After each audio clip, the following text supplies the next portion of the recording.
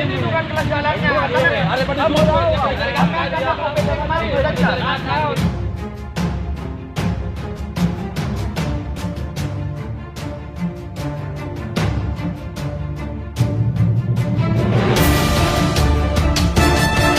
Fatwa Siliwangi Official, membangun peradaban bangsa.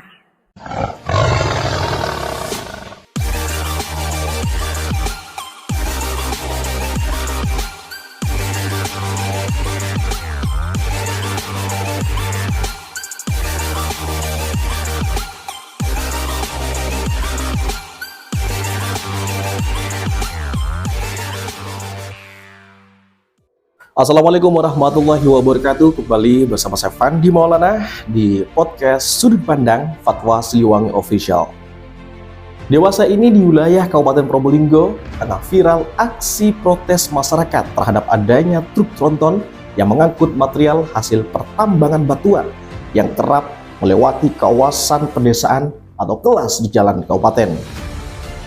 Kendaraan berkapasitas besar dengan beban muat kurang lebih 28 ton tersebut dianggap menimbulkan dampak negatif mulai dari kemacetan, kecelakaan lalu lintas, rusaknya jalan, serta infrastruktur lainnya. Bahkan saking jengkelnya, masyarakat di salah satu wilayah di Kabupaten Probolinggo melakukan blokade jalan. Tak ayal, keributan pun terjadi antara masyarakat dengan sopir truk tronton. Nah, untuk mengupasnya lebih jauh, kali ini kami telah menghadirkan aktivis dari Laskar Advokasi Siliwangi, Pak Saiful Bahri.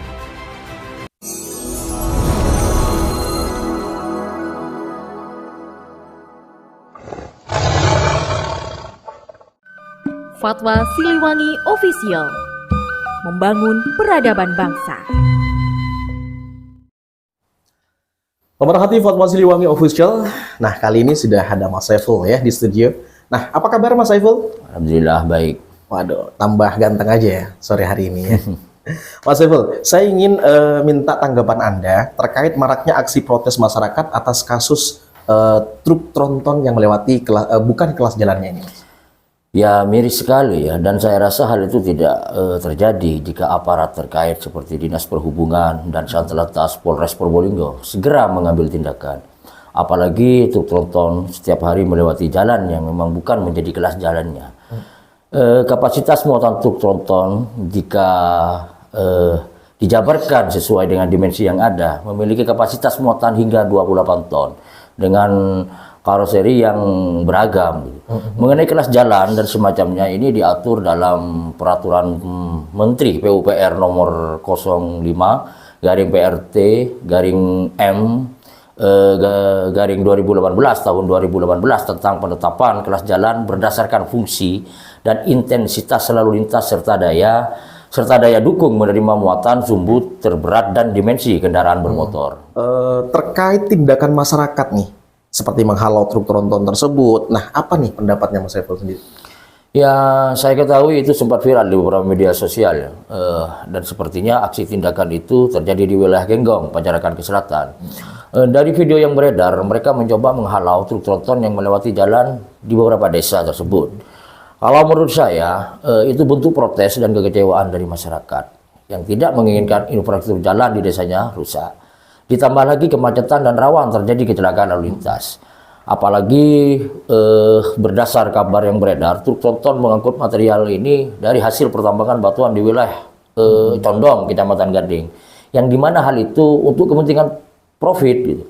Nah, kasus truk tronton ini juga terjadi di beberapa wilayah lain seperti di jalan Kabupaten area pertigaan Gudang Garam ke selatan, di mana kerap terjadi truk tronton yang mengangkut material pertambangan dari lokasi tambang yang berada di Desa Sukorejo, Kecamatan Kota Anyar.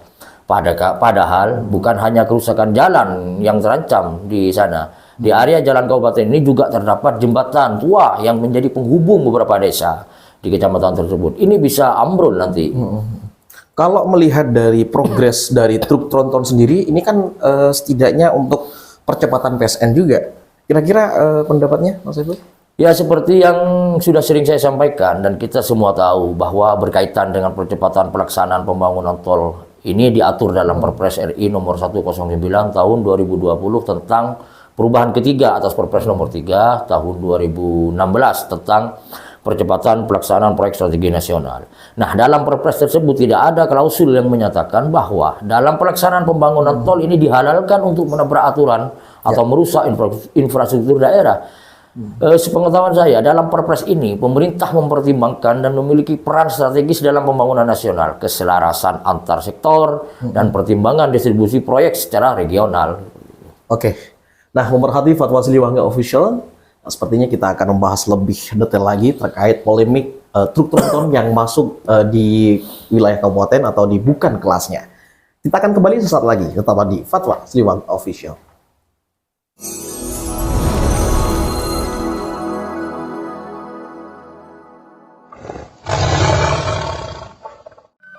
Fatwa Siliwangi Official, membangun peradaban bangsa.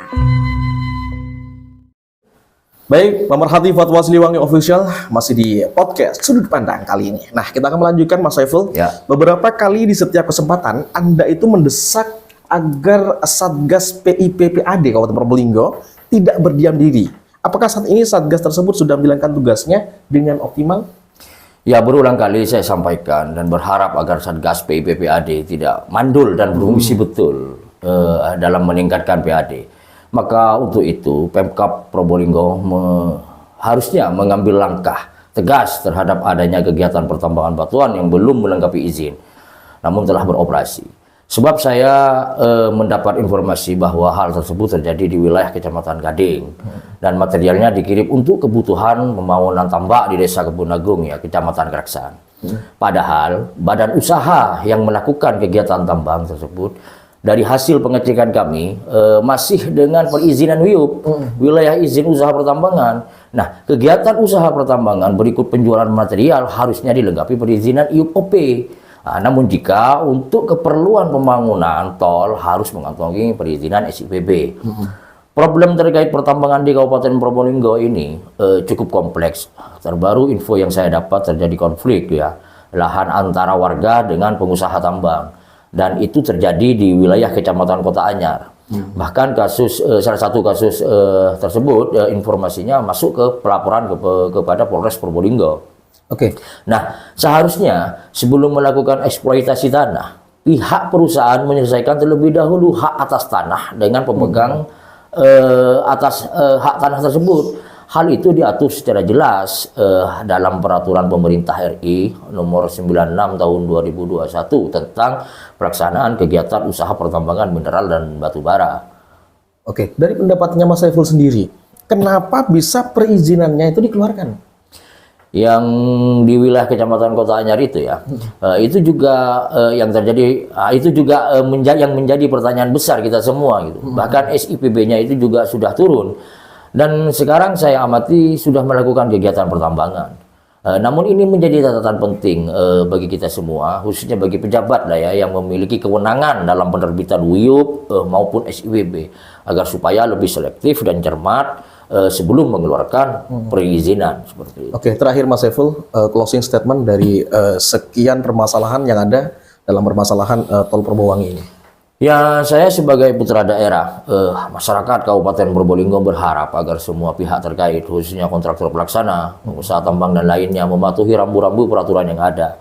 Dengan begitu, tujuan mulia dibangunnya jalan tol ini betul-betul bermanfaat bagi masyarakat, seperti itu. Oke, terima kasih Mas Saiful. Wah, luar biasa sekali. Mudah-mudahan dari sekian permasalahan yang ada cepat diselesaikan. Pemerhati Fatwa Siliwangi Official, jangan lupa untuk share dan like serta komen di akun YouTube kita.